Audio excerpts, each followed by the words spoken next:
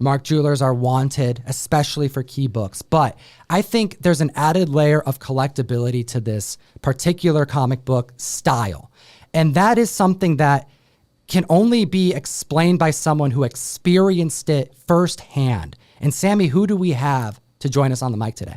All right, we have my dad, Stephen Lewis. So he was in the military. My grandfather traveled around the world working for the government, and he's going to share about his experience like straight up in the OG days with Mark Jewelers. We got Stephen on the mic. Comic fam, this is a special occasion for me because I've talked about Mark Jewelers so many damn times, like countless times, but I've never had someone on the show who experienced them in real time back in the day. Stephen, thanks for being here.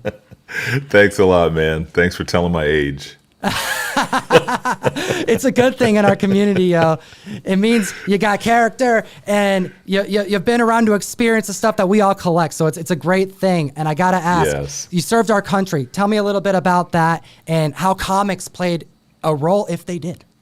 Okay, yeah. In the Air Force, I was a weapons loader and a weapons loading instructor. So we went to the Gulf War with the B-52s and loaded bombs, and was a trainer on the B-2 bomber afterwards. And got a medical retirement and been retired and doing all kinds of wonderful things ever since. But yes, the Mark Jewelry Company there, that, am I saying it right? Why'd you give me that No, look? that's perfect. Yeah, Mark Jewelry, Mark Jewelry, it's all right. You're good. They're not around anymore, so we're good. You're not going to get upset with us. You guys are the professionals here. I actually am the guy who was the kid that just thought, oh, cool, look at the cool rings. And so I was, oh my gosh, we were over in Germany. My father worked for the government. So we were over in Germany, and we would go to the base exchange, which was the BX, and they had the different comics in there just sitting on the rack. And so every once in a while you'd see them in there. But then we had a cool place called a thrift store. And I wasn't collecting comics, by the way, which I see all this stuff now and I want to kick myself in the butt. Because we used to go to a place called a thrift store, and they would sell us for $1. You could get 25 comic books. It's Whoa. insane. That's so but cool. They were tied in twine. So you had your bundle of 25, you'd go home with them. They were bent up, you'd roll them up, stick them in your back pocket, go for rides, share them with your buddies, and you would get 25 back together again. And when you traded them in, you just stayed in that loop of the buck. So you would trade 25 in, grab another 25, throw them $1, boom. This is a first that I'm hearing about this. I did not. So it's almost as if you're renting these out and bringing them back. This is actually akin to what how comics would be sold in some foreign countries as well.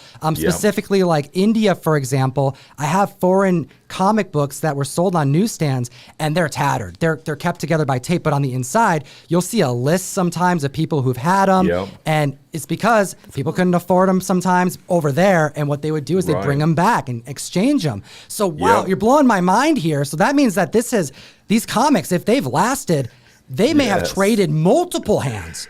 Yes, because you could either keep what you had, or if you found a cool one in there, you would just take another one that you had and throw it in there to make up the 25. And it was a way to keep you go to the thrift store and everything was inexpensive there. So you could go in, get a bundle of comics. I think I'm going to get a bundle of comics this week. And you just went in and got them at any time. And I wasn't attached to anybody, any characters. It was just, we were kids reading comic books, and we would see the jewelry page, and we would literally go through and take turns, me and my brother, and say, all right, which one would you pick? I picked that one. Well, I picked this one. Whoa, $300, man. And the diamonds were just popping out. It was insane, man. Oh, I love it. This is so cool. Okay, so it sounds like there wasn't a whole lot of intention behind like, I'm going to try to get the next book. I'm reading one and I got to find the next issue. It's like just you get what you get. We were kids. Yeah, literally. And that was just something they were always in the comic books back then. This is the early 70s. Well, 76, 78. It was just one of those things like the seahorses. There was the seahorses, there was the army men in the chest, there were all these little ads in the comic books, and you would get to those and you would take the time to actually look at them.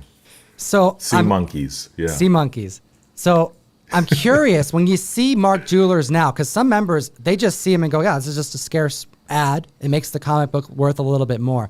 I've always known that they were a bit more special than that. When you see a Mark Jewelers, what does it make you feel like? What kind of like nostalgia do you experience? First of all, I feel like a loser because I've had so many of them things in my hands. Yeah, it looks awesome. It makes you smile like, whoa, that's insane. They're collecting those things. Why did we do what we did? If I had a time machine and could keep every comic book that I've had over the years, and oh my gosh, no words. It's really awesome to see, but it does make you think, woulda, shoulda, coulda. What if we knew what we know now? You know, the things I'm learning from Samantha and Tony on Skeleton Key and the crew. It's like, oh my gosh, it's insane. It's pretty wild, isn't it? You know, I've had some experiences buying collections and having friends buy collections from individuals who served in the military. And the way we found out was, oh, these are all Mark Jewelers. Did you serve? Did you travel? Did you live in Europe or something? Like, what happened? And every single time, oh yeah, I live by a base. This is where I got them. So to them, it's just, this is how comics were. And it's always a fun thing introducing individuals to these particular variants because they have a history that's so rich and, it means more than just the ads. So I really appreciate you being here today to give us the lowdown. And you did mention a couple things I want to point out, Comic Fam. You said that you'd see them on spinner racks, similar to like a newsstand would be, because these were newsstands. You saw them wrapped up in twine. Tell me about condition. When you experienced these. Do we want to know? Yeah, in the stores, they looked awesome. I mean, I was telling my daughter, I said, it's funny how we would get $2 for allowance. We thought we were rich. But I used to go buy junk with it when I could have bought a comic book and saved it, And so in the actual store, like you said, it was the turnstile type ones where you just spin it and look. And those were in great condition. Some were in plastic, some weren't. But now at the thrift store, the ones in twine, you can only imagine they were beat up. Like, they were just beat up. But people would read them, or people would move, and then they would take a bunch to the thrift store. So you would stand there, and you would peel the corner back, looking through the bundle to see which ones you wanted, and then you would take that bundle and go. But, yeah, the condition wasn't very good. Fantastic. Over time. It makes sense why members are hunting for these high-grade copies. Yeah. I really appreciate you being on, Stephen. Sammy, anything that you want to ask, maybe that I'm not thinking of? I think you hit everything, and especially the part where you were talking about how beat up they were, and like they were basically shared with everyone that lived in that base. Yes.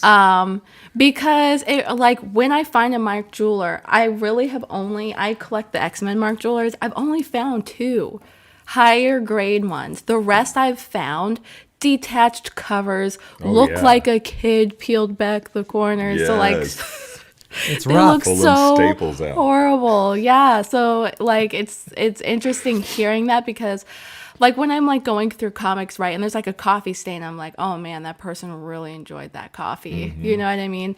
And it just goes to show they're not only rare in itself, but yeah, it's even super rare to have found the one that made it, that survived the kids' hands, the wherever they go, if the airmen bought them, and we had good immunities back then. We touched everything. You guys sharing gems, I love it. Stephen, I appreciate you being on. We're gonna have to get you back on the show sometime. Okay, sounds good. Thank you, guys. Starting the auction off at $1 for 1 minute, like we always do. This is one of our favorite covers, and you got it. A little bit of that, what y'all been looking for, right? A little bit of that, what y'all been looking for, right?